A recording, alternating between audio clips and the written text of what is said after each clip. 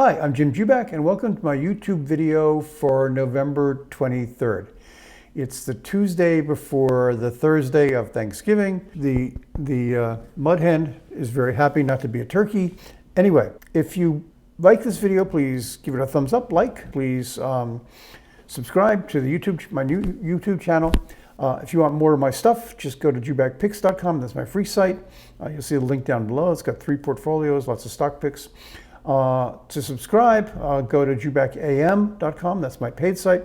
Again, the link down below. That's got 6 portfolios, and we also do, besides stocks, we do ETFs and options and different, as I said, 6 portfolios instead of 3.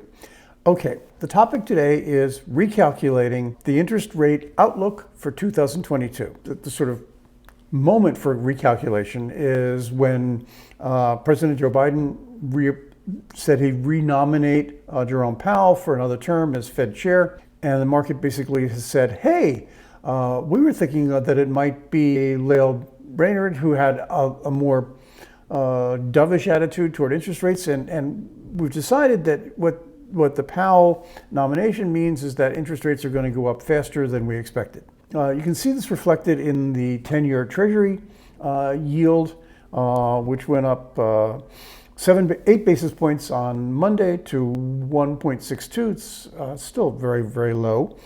Today it's up another 3 basis points to 1.65. And it had been that the expectations for the market were 1 interest rate increase in 2022, probably late in the year.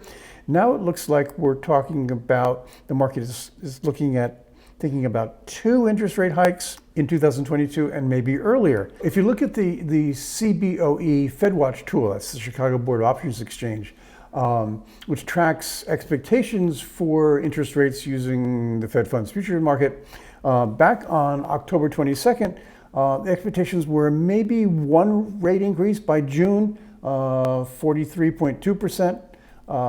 That's now gone up to 47.2%, so a fairly decent move in a week or 2 weeks.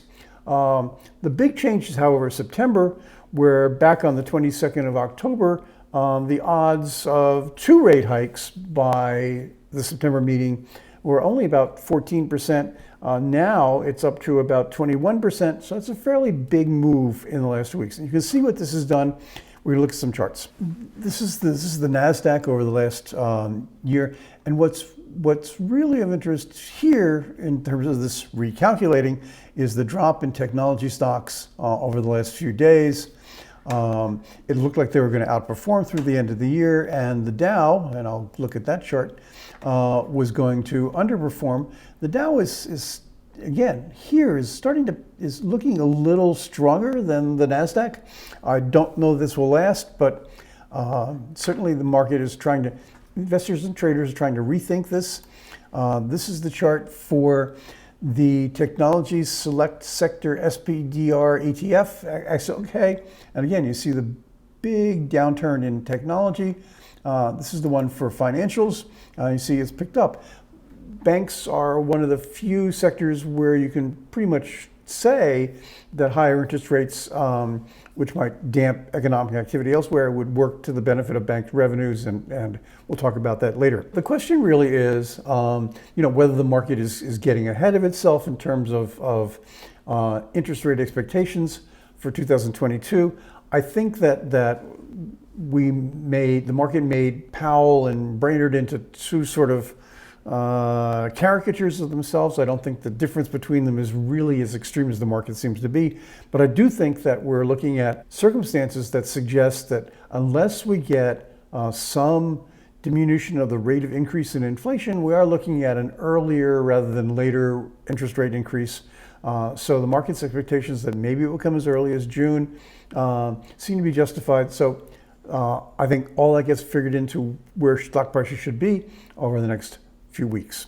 Thanks for watching. This is Jim Jubak for my YouTube channel. Please, if you like it, give me a thumbs up. Subscribe if you want to get a notification of when we do new ones. You can see more of my stuff on my free site, jubakpicks.com, down below, and my subscription site, jubakam.com, which has 6 portfolios instead of 3, also down below. Thanks very much for watching.